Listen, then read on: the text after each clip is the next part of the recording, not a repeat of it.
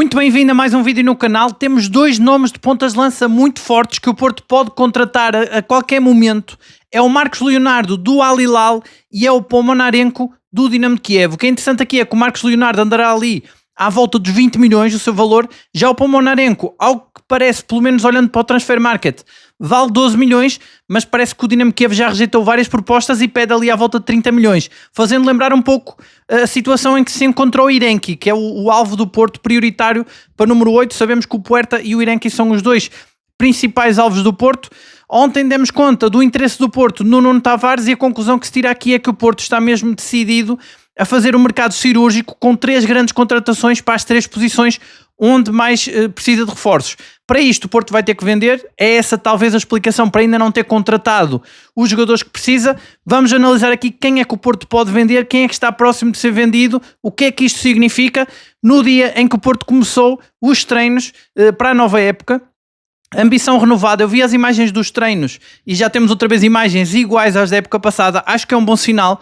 Nós portistas gostamos de ver aquelas imagens. Os jogadores de rastos, parece que continua a intensidade, e eu via depois declarações também do Gabri Veiga e do Cláudio Ramos nesse sentido, porque realmente é a forma do Porto jogar. O treinador é o mesmo, faz sentido, continua essa exigência nos treinos e fisicamente em relação aos jogadores.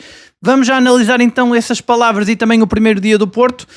Hoje que também surge um escândalo no futebol português em relação à arbitragem, vamos também já ver o que é que o Porto diz em relação a isso, o que é que nos pode afetar ou não, e continua a decorrer o Mundial de Seleções com mais surpresas e outras nem tanto em relação à França e à Noruega. Temos aqui mais jogadores que podemos sugerir ao Porto e ao Farioli para contratar. Tínhamos ontem nos comentários já mais algumas sugestões, vamos também já falar delas. E não te esqueças também, desafio lançado mais uma vez, de deixar nos comentários jogadores que te encham as medidas. Eu vou também aqui dizer alguns que eu ontem gostei de ver, principalmente no México. Por exemplo, o Jiménez, que é um dos pontas de lança que também está apontado ao Porto e pode ser um dos alvos para a ponta de lança para esta época. Pelo menos para substituir, eu penso que o Denis Gul, mas já lá vamos analisar tudo. Primeiro pedir aquilo que peço sempre aqui no canal, que deixes o like para dar uma força e também para que o vídeo entregue para mais gente. E já sabes também que é muito importante que subscrevas rumo a essa meta de 14 mil subscritores. Se és novo aqui no canal, não te esqueças de subscrever. Se costumas ver os vídeos e ainda não subscreveste, não te esqueças de subscrever desta vez rumo a essa meta, que também é importante e dá aqui uma força ao canal, aumentarmos o número de subscritores. E começando então a análise de hoje, nós hoje acordamos com 3 notícias muito importantes em relação ao Porto. A primeira já esperávamos, foi o dia 1, o primeiro dia da pré-época do Porto, e depois 2 nomes que foram apontados ao Porto como alvos. Ao que parece, o Porto está mesmo interessado neles e fazem parte daquela lista que o Vilas-Boas já admitiu que até é ampla, de possíveis reforços do Porto. E o Porto parece estar então muito interessado no Pomonarenko e no Marcos Leonardo. O Pomonarenko do Dinamo Kiev, o Marcos Leonardo do Al Hilal. E começaria até aqui pelo Marcos Leonardo, tal como ontem, eu acho que faço aqui um bocado a comparação. Nós ontem falamos do Nuno Tavares, que também foi apontado ao Porto, e que para mim acho que é um ótimo sinal. Significa que o Porto continua também empenhado em encontrar um lateral esquerdo de valor. Eu acho que é a posição, bem sei que são as 3, é o 8, ponta de lança e lateral esquerdo, mas acho que a posição de lateral esquerdo é a que precisa de mais atenção, porque eu não me canso de dizer aqui no canal que o Porto já não tem um lateral esquerdo de qualidade há muito tempo, e portanto acho que até é prioridade. E ontem tivemos esse bom sinal. O Nuno Tavares é um jogador que não é barato, 20 milhões. Talvez o Porto esteja à espera de vender pelo menos o Francisco Moura, não sei se vai vender os dois, o Zaidu e o Francisco Moura, e contratar 2 laterais esquerdos ou até um lateral direito. Sabemos que o Porto tem mais facilidade, e volta e meia também são apontados laterais direitos ao Porto, e pode haver essa adaptação do Martinho ou até do Kivior a lateral esquerdo, e o Porto poder mesmo assim deixar sair o Zaidu e o Francisco Moura. É uma possibilidade. Agora o que o Porto precisa mais aqui é dinheiro, porque são alvos caros para as 3 posições. Mas em relação ao Nuno Tavares, o problema que ontem foi apontado por alguns seguidores aqui do canal é que ele é benfiquista, ou que jogou no Benfica.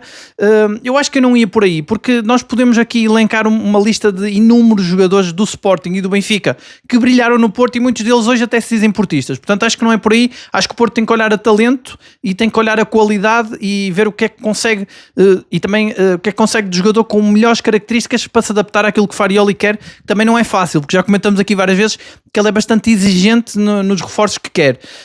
E acho que isto aqui é válido para tudo, também para a posição de ponta de lança. O Marcos Leonardo passou pelo Benfica, não sendo português, há menos probabilidade de ser benfiquista, mas acho que essa questão não se coloca. É a questão da qualidade. É um avançado que tem muito golo, é um nome já bastante sonante e eu acho que a contratação dele a confirmar-se seria um bocado a imagem do que aconteceu com o Gabri Veiga. E lembro-me que na altura, quando o Gabri Veiga assina pelo Porto, chegou-se a falar que o Porto ia querer mais negócios destes. Penso até, se não me engano, que foi Vilas Boas que chegou a tocar neste assunto, dizendo que há boas oportunidades no mercado árabe para o Porto, e até nisso é realmente um reforço que se encaixa. A capacidade dele de jogar de costas para a baliza, de construir jogo, portanto faz aqui um cheque naquilo que o Farioli quer para a ponta de lança, e acho que estes dois nomes muito fortes, tanto o Marcos Leonardo como o Pomonarenko, mostram-nos que Denis Gul não vai ter espaço nesta equipa. E eu quase que aposto que o Denis Gul, depois de terminar as férias, acho que ele já nem volta, acho que ele nem vai fazer pré-temporada com o Porto. Bem sei que oficialmente não é isto que se está a dizer, mas eu acho que o Porto vai, apostando assim tão forte, num avançado tão caro, lembrando que o Marcos Leonardo custará à volta de 20 milhões, se for para o Pomonarenko, mesmo o valor dele no Transfer Market, ainda hoje foi confirmar 12 milhões de euros, mas as notícias que surgem é que parece que o Dinamo Kiev já rejeitou muitas propostas de 20 milhões, ou seja, pode andar ali mais perto dos 25 ou 30 milhões. Também é um avançado mais jovem, pode ter mais potencial nesse sentido. Também o Porto pode justificar aqui o investimento, mas fica um pouco mais caro. São dois avançados caros que mostram um grande investimento na posição.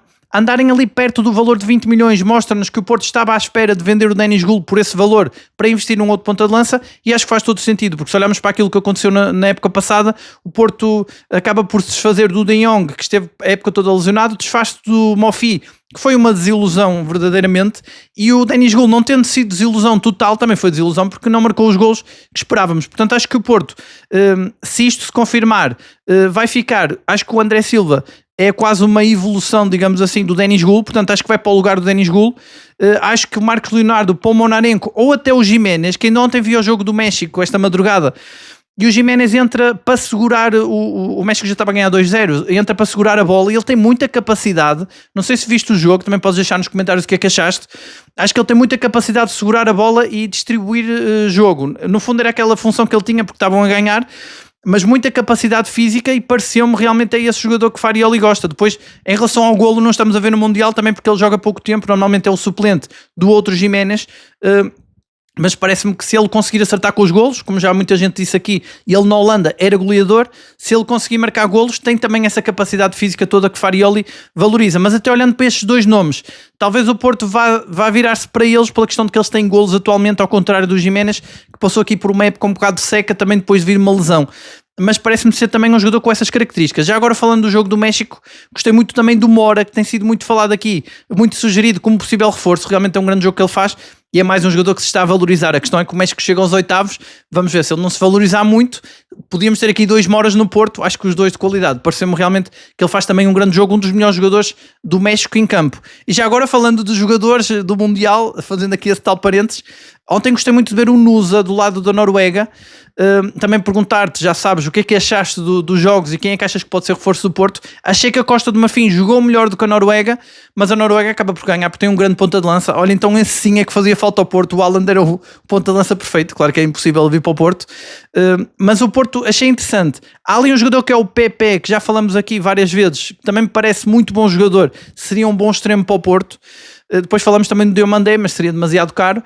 Mas em relação à Noruega, o que é que eu acho? Olhando para aquele jogo, acho que o Porto acertou provavelmente naquele país que vai ser a nova potência nos próximos anos do futebol nórdico, do futebol de Norte Europa, que é a Noruega, e nós contratamos o Granás já a pensar no futuro. E ontem o Odegaard faz um grande jogo, e sabemos como o Granás é muito comparado ao Odegaard, não só pelos números que ele tem, pela idade também muito precoce em que ele começa despontar na Noruega, e eu acho que o Granás vai ser um caso sério neste Porto. Ele tem essa possibilidade de, pelo menos acho que até à Supertaça vai ser ele o único médio que pode substituir o Froholt, e acho que pode ser um caso sério. Olhando para aquilo que conseguimos ver de vídeos que estão disponíveis do jogador, que tem muita qualidade, olhando para aquilo que falam do jogador e olhando para aquilo que foi a aposta do Porto no Froholt, que também era muito jovem, claro que não era tão jovem, mas muito jovem, e pegou o destaque ali no meio campo, pode ser que o Porto, até ao momento em que vai buscar o outro médio, que pode ser o Inenki, pode ser o Puerta, pode ser o Tairovic, o tal outro 8, muito, que tenha mais, se calhar, capacidade para entrar diretamente, ou mais maturidade, mais experiência,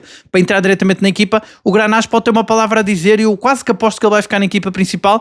Infelizmente vai tapar aqui alguma vaga daqueles jogadores que estão a ser chamados da equipa B, que são muitos. Ainda hoje vi que o Gabriel Braz também foi chamado, portanto alargou ainda mais essa lista de jovens que o Porto tem com muito talento e que Farioli tem ali para trabalhar na pré-temporada, mas acho que vai roubar ali um lugar. É possível, como já disse aqui várias vezes, que até possamos ter um Eustáquio a renovar e a ficar na equipa como esse médio mais experiente, que pode também ajudar ao Porto a mudar um pouco o estilo de jogo se for necessário em alguns momentos e, portanto, com Granás, depois chegando no outro 8, claro que isto está para sempre alguma vaga para os mais jovens. Mas falando então e fechando aqui o parênteses e falando aqui dos pontas-lança, acho que o Marcos Leonardo, para mim, destes dois que estão a ser sugeridos, seria o que eu preferia. Acho que tem mais nome. É um bocado uma contratação tipo estilo Gabri Veiga. É um jogador que acho que ia provavelmente ser titular. E não acho que isso seja que vá diminuir a qualidade ou as possibilidades do André Silva. Pelo menos até chegar Samu, André Silva seria sempre aquela opção que, mesmo não sendo titular, entra ali aos 60 minutos. Nós sabemos como Farioli gosta de rodar a equipa e o André Silva vai com certeza ter uma palavra a dizer aqui. Agora, não sei se embarco muito. Eu ontem vi muita gente comentar que, independentemente de quem chega para a ponta de lança, André Silva vai começar os primeiros jogos. Sinceramente, olhando para aquilo que foi Farioli da época passada, não sei se acredito nisso, porque Farioli normalmente não precisa de muito tempo para colocar os reforços a jogar. Nós vimos a época passada os jogadores que chegavam e em poucos dias estavam a jogar a titular. Isso aconteceu com o Pablo Rosário, que se estreou em Alvalade, aconteceu com o Kivior, que também chega no fecho do mercado de transferências e joga logo no jogo seguinte. Quase sempre reforços que tenham qualidade e que sejam naquele perfil que Farioli quer, e ele não tem problemas em colocá-los a titular. Portanto, acho que quem começa a pré-época agora de início não tem um avanço em relação a um reforço possível que venha para a sua posição com muita qualidade, porque acho que esse não é o estilo de Farioli. Acho que ele não tem muitos problemas em lançar os reforços. Agora, claro que este início de pré-época, estas imagens que temos dos treinos, mostram que, pelo menos, começa já a dar pistas que vamos ter uma época muito parecida no estilo de jogo do Porto, porque são as imagens que vimos a época passada, de uma equipa completamente estourada do primeiro treino, com muita exigência física, e até aproveito aqui já para pegar nas palavras do Gabri Veiga e do Cláudio Ramos também, os dois a falar sobre essa intensidade, dizendo que já estavam à espera. Até achei interessante, achei engraçado o Gabri Veiga a dizer que já sabia que ia sofrer nesta pré-época, e é exatamente isso, e depois eles a justificarem com isso, que são uma equipa muito intensa, que corre muito, e é exatamente isso. Portanto, o Porto vai continuar a jogar da mesma forma.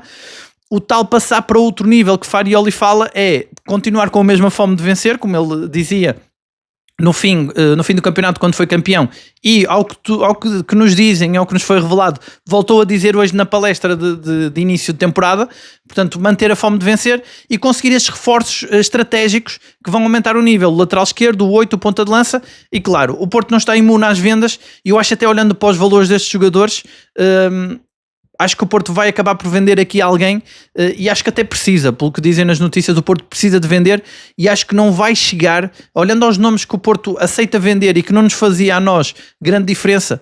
Talvez Francisco Moura, Borja Sainz, não fazia grande diferença, pelo menos não são aqueles jogadores da base essencial deste Porto, da estrutura base, e o Denis Gul, talvez estes três. Portanto, Borja Sainz, Francisco Moura e Denis Gul. A questão é que os jogadores, se calhar, que estão mais próximos de ser vendidos, como eu dizia ontem, é o Rodrigo Mora, que tem muito mercado, o William Gomes também tem muito mercado, e o Diogo Costa continua na montra, continua a brilhar no Mundial. Vai ser muito difícil segurá-lo, sabendo que é o melhor guarda-redes do mundo. Só tem essa vantagem: se ele fosse jogador de campo, provavelmente o Porto já não teria hipótese nenhuma de segurar. A única vantagem é que o guarda-redes é só uma posição, e é preciso que os gigantes europeus tenham uma vaga para ele. Sabemos que o PSG está muito interessado, o PSG e Chelsea. Acho que vai ser difícil, até porque a cláusula dele, 60 milhões, sendo batida, o Porto não pode fazer grande coisa. Agora, a questão é que se o Porto vendesse Diogo Costa por 60 milhões, já conseguiria contratar 3 jogadores por 20. Portanto, seria o ponta de lança. Imaginemos aqui o Marcos Leonardo, o 8 poderia ser, por exemplo, o Puerta, e o lateral esquerdo, imaginando que seria o Nuno Tavares. Sabemos que podem não ser estes nomes, sabemos que a lista do Porto de alvos é grande, e o Porto vai contratar mais ou menos pelas características. Isto aqui indica-nos as características do reforço que o Porto quer, e mais ou menos também o valor do reforço que vai chegar. E estes 3 jogadores estariam pagos pela venda do Diogo Costa, só que abria-se uma vaga na baliza. E eu não acredito, bem sei que há aqui muita gente que acredita que o João Afonso pode pegar já na baliza do Porto. Eu não acredito que ele pegue, espero que sim. Eu já percebi que ele tem muita qualidade, acho que tem, mas eu não sei, ele é muito jovem, não sei se ele vai ter. É com um guarda-redes de equipa grande, Pede-se muitas vezes uma maturidade acima da média, ser um guarda-redes que consegue passar um jogo inteiro sem intervir no jogo e de repente fazer uma defesa que salva a equipa, e isto nem todos os guarda-redes conseguem, e mesmo os que têm muita qualidade às vezes precisam de um período de adaptação, e eu acho que o João Afonso vai passar por esse período de adaptação agora. Portanto, eu não sei se o Porto não teria depois que avançar para um guarda-redes, e aí tinha que ser um guarda-redes com qualidade, não digo com a mesma qualidade do Diogo Costa, que é difícil, mas que tenha créditos firmados, e aí também vai ser caro, vai ter que pagar no mínimo mais uns 20 milhões por um guarda-redes, e aí teria que vender mais alguém, talvez Rodrigo Mora, talvez depois tinha que contratar um outro substituto para o Rodrigo Mora, se bem que eu já disse aqui que acho que o Porto, por exemplo, se mantivesse o Eustáquio e contratasse o Puerta e o Irene, que contratasse os dois, acho que já conseguia substitutos mesmo que o Rodrigo Mora ou até o Gabri Veiga saísse, embora o Gabri Veiga tem mais probabilidade de ficar, ele já disse que queria jogar Champions pelo Porto, mas também disse que queria voltar à seleção ou jogar na seleção espanhola. Nessa questão eu já disse aqui, ele tendo interesse do Atlético de Madrid, ele está mais próximo da seleção se jogar no Atlético, mas de qualquer forma acho que ele vai ficar, e até, como eu dizia, ele hoje foi o porta-voz da equipa, ele e o Cláudio Ramos mostraram muita ambição para a próxima época, mostraram estar bastante focados no objetivo, o que me surpreende também em relação ao Cláudio Ramos, que era a aposta minha, que eu achava que ele ia sair quando chegou o João Afonso, mas ao que parece, ele começa a época, se calhar até vai ficar a época toda. Se o Diogo Costa não sair, isso é só a confirmação que o João Afonso em princípio cai para a equipa B. Acho que o Cláudio Ramos e o João Afonso não iam ter esse downgrade de ir para a equipa B, porque ele já tem um certo estatuto. Acho que será o João Afonso que será aquele quarto guarda-redes. Isto se o Diogo Costa não sair, porque a partir daí tudo muda aqui o panorama, e claro, como eu digo, o Porto não tem para já jogadores, tem muito poucos jogadores blindados que não possam sair, até o próprio Froholt, mesmo com a cláusula que tem de 85 milhões, o valor dele de mercado já está nos 84, ou seja, está muito próximo, e basta que haja ali um clube que se interesse muito por ele. Eu já falei aqui do Real Madrid, o Mourinho conhece-o. O Atlético foi buscar o Yulman, até por questões de rivalidade. O Real Madrid pode ir buscar o Froholt, por exemplo, e de um momento para o outro o Porto pode perder jogadores que parecem estar blindados. Portanto, acho que o Porto neste momento não tem equipa blindada. Temos essa boa notícia de que começa a pré-temporada com todos os craques da época passada, da estrutura base, o que não nos garante que até setembro consigamos manter todos. Mas temos estas excelentes notícias de que o Porto está mesmo no mercado por um ponta de lança de muita qualidade, e já agora falando aqui também um pouco desse ponta de lança ucraniano, ele é mais novo que o Marcos Leonardo, é mais forte fisicamente. Eu vi imagens dele, ele é muito forte de cabeça. Nesse aspecto seria mais um substituto até do De Jong, olhando para os pontas de lança que o Porto tinha época passada, mas também será um jogador mais parecido com o Samu, por ser muito forte fisicamente. E nesse aspecto o Porto ficaria com dois jogadores mais parecidos, e também acho que até nisso fará mais sentido o Marcos Leonardo, que seria até mais barato e também a garantia de golos. Os dois são garantia de golos. O ucraniano é mais, talvez seja mais promissor, mas também seja menos experiente. O Marcos Leonardo é um nome mais conceituado, mas ambos garantem golos, ambos garantem jogo de costas para a baliza. Um é mais forte fisicamente, o outro é mais ágil. Como o Porto já tem o Samu, que vai voltar a qualquer altura, fala-se que ele pode voltar em novembro. Eu até quase que aposto que ele volta um pouco mais cedo. O Porto pode já pensar nessa altura em que Samu volta a jogar, apostar num avançado mais ágil, seria o Marcos Leonardo. Mas o que é certo é que eu acho, ou o que é quase certo, que eu acho que o Porto vai começar a época com dois pontas de lança, André Silva e um outro nome muito sonante, e quase que aposto, e também perguntar-te o que é que achas, porque isto aqui é uma aposta minha, eu ainda não sei, mas olhando aquilo que foi a época do Porto e aquilo que me está a parecer ser as movimentações do Porto no mercado, acho que o Denis Gul vai ser vendido e não vai iniciar a época com esta equipa. Mas tivemos então neste primeiro dia de pré-temporada do Porto várias confirmações. Uma delas, por exemplo, é que o Porto acho que vai continuar a ter um bom ambiente balneário, que a época passada, penso que à exceção de uma ou outra situação muito pontual, o Porto teve um grande ambiente balneário.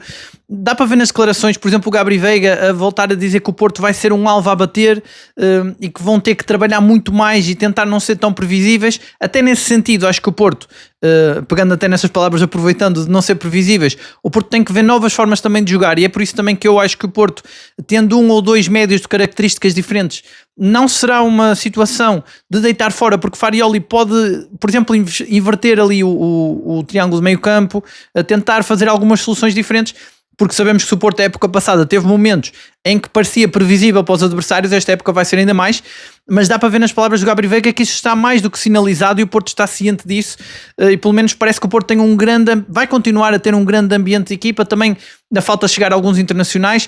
Tem aqui também outra confirmação que tivemos, é de que o Porto não vai ou não conta com os 3 jogadores, os 3 excedentários. É verdade que a época passada o Porto estava cheio de excedentários por esta altura. Neste momento só tem 3, mas eles existem. É o Samuel Portugal, o Verón e o Ivan Jaime. Os 3 não estão incluídos na equipa, portanto são mesmo jogadores para sair. Vamos ver o que é que o Porto consegue também ali de negócios, tirar algum dinheiro, mas acho que o mais importante é conseguir desfazer-se deles, já que eles não contam mesmo para Farioli. E depois também em relação a todos aqueles jovens que estão ali a fazer pré-temporada com o Porto, eu acho que de todos eles que estão na equipa principal, acho que o Eduardo Ferreira pode ser o que pode ter mais sorte aqui, porque se confirmar uma das possibilidades, que é ficar só André Silva como ponta de lança, mais um reforço que vem aí, ele pode ser aquele joker que vai entrando na equipa principal enquanto Samu não vem. Portanto, é um jogador aqui a ter em conta. Eu estou curioso para ver muitos deles nesta pré-temporada e eu espero que o Porto, dizem que os próximos jogos vão ser à porta fechada, ainda não há confirmação, mas espero pelo menos que tenhamos aqui boas informações sobre o que acontece nesses jogos amigáveis que o Porto vai fazer, porque vai ser muito interessante perceber o rendimento também dos jovens e principalmente falando em jovens, eu acho que o Granás é o que me deixa aqui mais curioso também para perceber se ele vai ou não pegar aqui neste meio campo. E já agora falando de ambiente de balneário e fazendo aqui a ponte para o Mundial, temos Portugal que vai jogar quinta-feira. Perguntar-te o que é que achas desse jogo, expectativas com a Croácia. Como eu dizia ontem, as declarações dos jogadores não me passam muita confiança, mas acho que agora na fase eliminar, eu costumo dizer muito isto e defendo até isto para o Porto em relação à Liga dos Campeões, de que normalmente tem mais sucesso nestas competições quem tem mais experiência. Portugal entra agora na fase eliminar com jogadores muito experientes, como por exemplo o Ronaldo, que só ele com 41 anos e com muitos anos destas competições traz muita experiência. Por outro lado, ele também tem um lado de balneário que eu não sei se está assim tão forte, Portugal, e tem a organização tática em relação ao seu selecionador, que eu acho, do Martínez, que eu acho que também deixa muito a desejar, e nesse aspecto vamos ver, é uma seleção muito à volta do Ronaldo e com algumas falhas, principalmente nos centrais, na defesa, que nos deixa aqui um bocado preocupados, mas acho que chegando à fase eliminar, a experiência pode ter aqui uma palavra a dizer. Mesmo os jogadores que são jovens, mas que têm experiência de vencer competições importantes, como o Vitinho ou o João Neves, acho que agora contra a Croácia é o momento deles mostrarem a experiência deles. Isso pode fazer a diferença. Eu acho que esse jogo Portugal-Croácia vai ser um jogo fechado, um jogo equilibrado e que pode fazer a diferença essa experiência, ou então os erros que Portugal pode vir a cometer, esperemos que não os cometa. E também acho que depois de todas as críticas que voltaram a aparecer com o empate com a Colômbia, pode ser que Portugal volte a fazer uma boa exibição, no sentido de que parece que Portugal joga melhor quando é criticado e quando já ninguém acredita neles. E depois, só antes de terminar o vídeo, falar daquele assunto que eu já disse aqui no canal que eu não gosto muito de falar, mas que foi tema recorrente na época passada e que, ao que parece, esta época vai voltar a ser, porque ainda começou agora, estamos no dia 1 de julho e já tem polémica na arbitragem. Parece que o Duarte Gomes se demitiu. Também perguntar se alguém aqui tem mais novidades sobre o que é que aconteceu. O que é certo é que há ali qualquer polémica, é mais um escândalo que rebenta na arbitragem. O Porto já fez um comunicado a pedir esclarecimentos, realmente é uma questão grave. Eu já ouvi dizer que, ao que parece, o Sporting foi o único que ainda não reagiu. Não quero aqui também estar a levantar questões, mas o que é facto é que nós tivemos muitos problemas, muitas dúvidas em relação à arbitragem na época passada, e esta começa da pior forma. Também perguntar-te o que é que achas disto. Enfim, acho que é um tema que não gostamos muito de abordar, mas é recorrente, principalmente em relação ao Porto. Quando os jogos começam a doer a sério, normalmente somos prejudicados, isso às vezes até é a nossa força, mas o que é certo é que ainda nem começou a época, já temos aqui um grande escândalo com uma demissão que parece que tem aqui mais coisas por trás. E também perguntar-te, se souberes mais pormenores, podes também deixar nos comentários. E de resto é isso, voltamos amanhã com mais análises ao dia-a-dia do Porto. Vamos ficar aqui atentos, amanhã é o dia 2 da pré-temporada. Qualquer novidade que surja em relação ao mercado de transferências ou até declarações de jogadores do Porto, também em relação ao Mundial, amanhã é dia também, como eu já disse aqui, de jogo de Portugal contra a Croácia. Vamos ficar aqui atentos a tudo. Eu volto amanhã com mais um vídeo, como já é tradição aqui no canal. Só antes de terminar, pedir que deixes o like para dar uma força aqui ao canal e que não te esqueças também de subscrever rumo a essa meta de 14 mil subscritores por aqui. E de resto já sabes, análise ao Porto diária e sem filtro é só aqui. Um abraço e até amanhã.